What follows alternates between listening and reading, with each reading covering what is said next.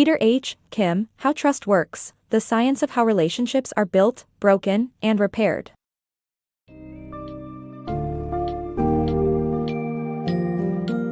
And How Trust Works, The Science of How Relationships Are Built, Broken, and Repaired, PeterHKim embarks on an enlightening exploration of the underpinnings of trust. Readers of this summary can expect to delve into the complex dynamics of trust as a psychological state, shaped by rapid cognitive assessments, societal norms, and individual traits. Kim challenges the conventional belief that trust builds slowly, highlighting how initial trust often emerges readily and plays a pivotal role in fostering cooperation and societal cohesion. The book further navigates the consequences of broken trust, illustrating its deep psychological and social ripples. Additionally, it examines how group dynamics, biases, and historical grievances influence trust building and conflict resolution. With practical insights into repairing trust through apologies and understanding diverse perspectives, this summary equips readers with a nuanced comprehension of trust's vital role in personal, corporate, and societal contexts.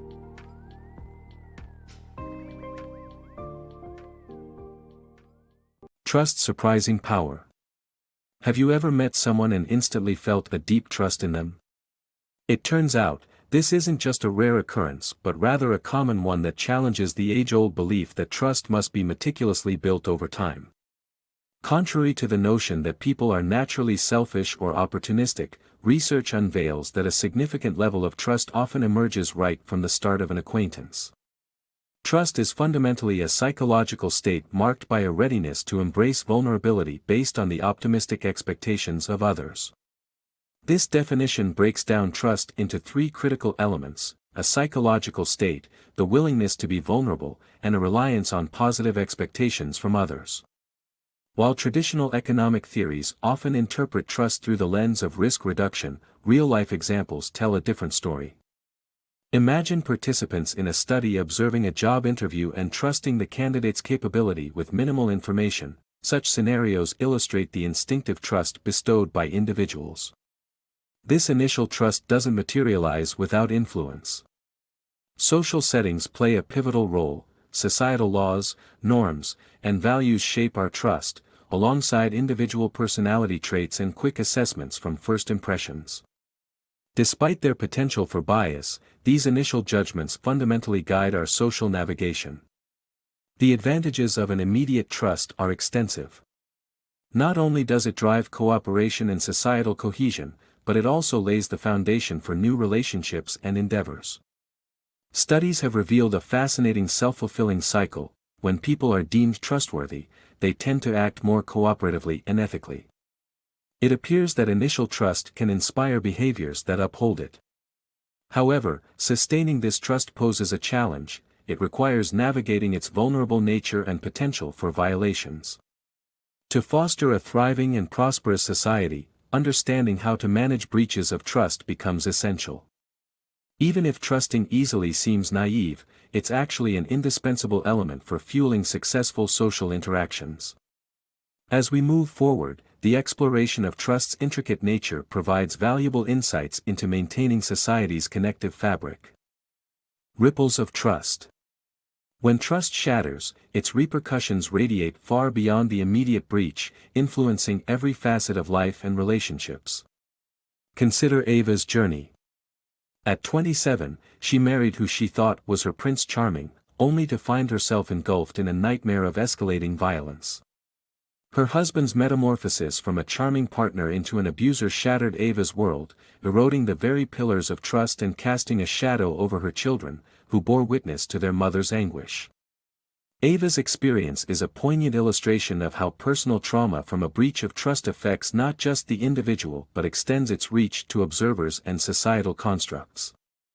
The damage from such violations leaves enduring psychological scars, overshadowing the positive dimensions of relationships. Research underscores how fragile trust is by nature, with unsubstantiated allegations significantly degrading it, underscoring our acute vulnerability to perceived violations. This tendency, known as loss aversion, explains the disproportionate weight of trust betrayals. Losses are valued more than equivalent gains, which magnifies and extends the impact of trust breaches. Over time, These painful episodes can condition people to develop intense reactions to similar future stimuli.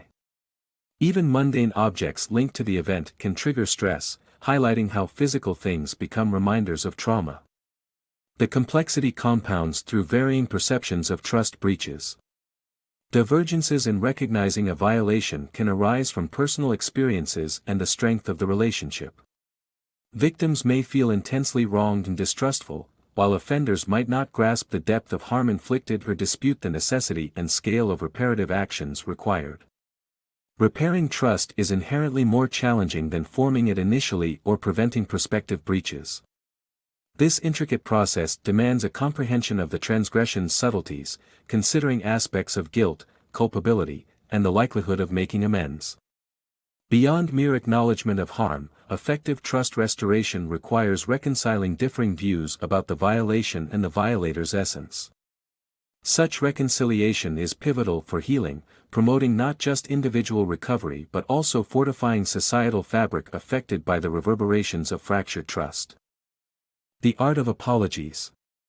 Apologies serve as a cornerstone in repairing broken trust, offering a fascinating lens through which to examine crisis management. Compare the real Irish Republican Army's apology after the Omagh bombing in 1998 with Johnson & Johnson's handling of the 1982 Tylenol crisis. The stark contrast in public reception illustrates how the depth and approach of an apology can significantly impact trust restoration. A genuine apology is woven from 6 essential threads. First, expressing regret transcends a simple acknowledgement, delving into a deeper emotional comprehension of the harm caused. Providing an explanation, the second thread, gives context that can ease the sting of betrayal. Thirdly, shouldering responsibility is not just about admitting fault but involves a thorough acceptance of one's role in the wrongdoing. The fourth element, a declaration of repentance, signals a sincere vow to prevent future offenses, revealing a shift in mindset. The fifth thread is the offer to repair, presenting concrete steps towards mending the damage or rebuilding shattered trust. Lastly, while requesting forgiveness can appear less vital, it remains an essential gesture of humility and desire for amends. These components collectively underscore that impactful apologies derive from their substance rather than mere words or gestures. Moreover, the type of transgression plays a pivotal role. Apologies for competence mishaps, errors rooted in skill or knowledge, are often more successful, as they suggest an avenue for improvement. Conversely, apologies for breaches of integrity, perceived as moral failings, can falter or even backfire. Layering onto this is the notion of intent, where the perceived mindset behind the infraction, known in legal terms as mens rea, becomes a critical variable. This subjective analysis of intention colors how apologies are received, demanding a keen sensitivity to this nuance. Ultimately, the effect of apologies in trust repair rests on the violation's nature, the apology's depth, and the perceived motivations behind the misstep. Deciphering these interactions requires a keen understanding of apologies' intricate role in rebuilding trust, whether navigating personal challenges, addressing corporate scandals, or resolving societal conflicts. Trust, bias, and group how. In August 2017, a volatile convergence of far-right groups in Charlottesville erupted into violence with counter-protesters, providing a vivid demonstration of how the intricate dynamics within groups can profoundly influence societal trust and conflict. This event threw a spotlight on the ingrained biases and preferences that dictate our actions and perceptions, underscoring the profound challenges these pose to cultivating trust across diverse societal segments. When entrenched divisions surface, the tragic outcomes, such as the loss of life and injuries, become grim reminders of the difficulties in bridging such divides. The natural inclination to favor one's group, heightened by perceived external threats, manifests as in-group bias. This predisposition does not only fortify internal unity, but it also fuels conflicts, complicating the already challenging task of mending trust, especially among varied groups. Trust inherently builds more effortlessly within groups than between them, resulting in disparate reactions and understandings of breaches. In corporate realms, for instance, this dynamic can lead executives to make insular, consensus-driven decisions during crises, oblivious to the broader public's viewpoint. Moreover, power dynamics color perceptions of trust violations, with powerful outgroup members often seen as more prone to intentional wrongdoing. Intergroup interdependence, while fortifying internal bonds, can also cultivate corruption and unethical behavior, projecting a negative image on the group as a whole to outsiders. This is evident in the differing societal reactions to incidents like the deaths of Breonna Taylor and George Floyd, where police unions defended actions that the public viewed with outrage, revealing stark contrasts in perceptions founded on group affiliations. The assumption of cohesion within outgroups dictates what forms of remediation are deemed suitable for trust violations, often breeding group hypocrisy. Consider the inconsistent responses to misconduct scandals at the University of Southern California, where internal loyalties influenced the handling of various allegations. A critical issue here is the peril of group polarization and extremism, exacerbated by social media environments that enable like-minded individuals to entrench and magnify extreme beliefs. Yet, hope lies in the exposure to diverse perspectives, which can cultivate more sophisticated, integrated thinking. Navigating group dynamics, biases, and perceptions holds the key to effective conflict resolution and trust repair in our torn society. These realities highlight an urgent need for embracing diversity and encouraging open, meaningful dialogue to promote deeper understanding and societal unity. Paths to healing. Rebuilding trust after historical tragedies, such as the Rwandan genocide, poses a significant challenge for societies. These events not only bring immediate pain and loss but also leave enduring scars that affect survivors across generations.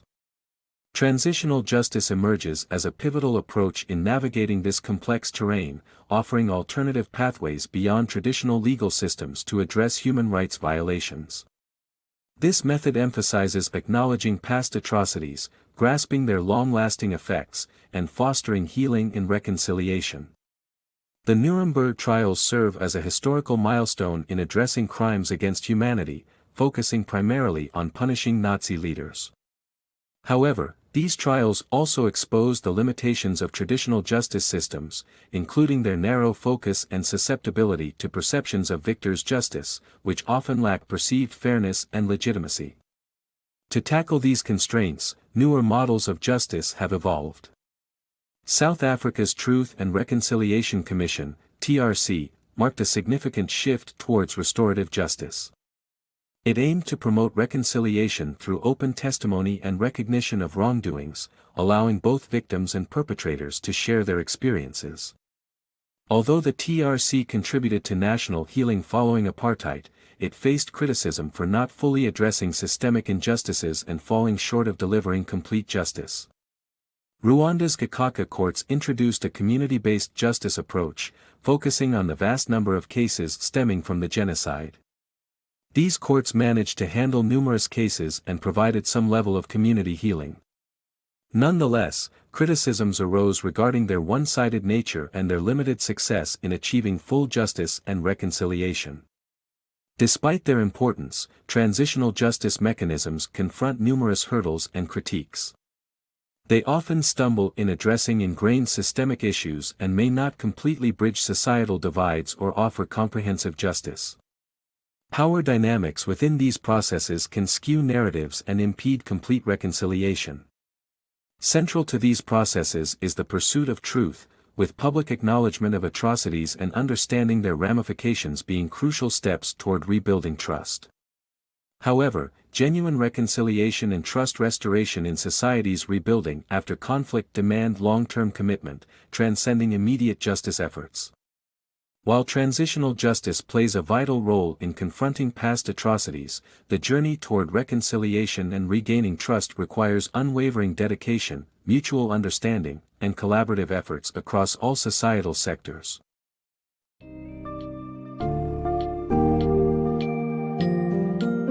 In conclusion, How Trust Works offers an insightful synthesis of trust's intricacies, its spontaneous genesis, vulnerability to breakdown, and pathways to restoration.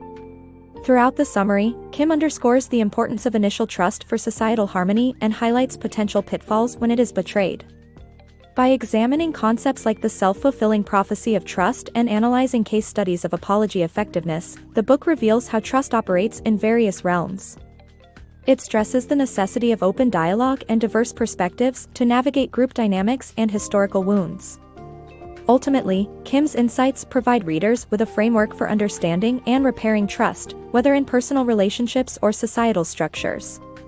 As we grapple with challenges in today's interconnected yet divided world, these lessons in trust repair and management are more pertinent than ever, empowering readers to foster more resilient and cohesive interactions across all spectrums of life.